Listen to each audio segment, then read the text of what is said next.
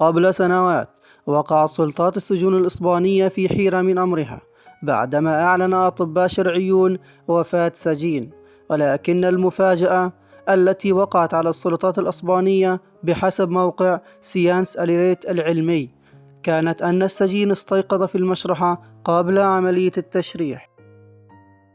وكان حراس أحد السجون في إسبانيا عثروا على غونزالو مونتويا خيمينيز 29 عاما فاقدا للوعي في زنزانته صباح 7 يناير في عام 2018، وبعدما كشف عليه طبيبان شرعيان خلصا إلى أنه ميت.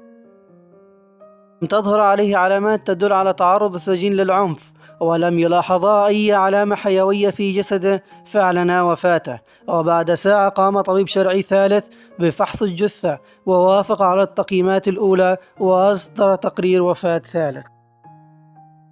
ووضع خمينيز في كيس الجثث الأسود اللون، غير أن أمرا لم يكن في الحسبان قد وقع. الأطباء سمعوا شخيرا في الكيس الأسود في المشرحة، وكان خمينيز قد أمضى بالفعل وقتا في ثلاجة الموتى، وقد تم تمييز جلده بإرشادات مشرط استعدادا لتشريح جثته. وعندما فتح أحد الأطباء الشرعيين الكيس الأسود وجد أن السجين لا يزال على قيد الحياة. على الفور جرى نقل خمينيز بعد ذلك تحت الحراسة في سيارة إسعاف إلى مستشفى آخر للتعافي من حادثة الغموض التي تعرض لها.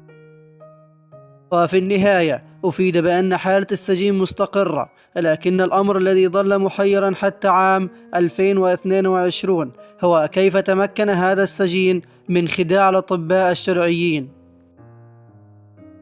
ويقول الأطباء إن حالة الوفاة الخادعة ربما تكون نتيجة لما يعرف بالإغماء الخشبي، التي يفقد فيها الإنسان الوعي والإحساس وكذلك الصلابة الجسدية.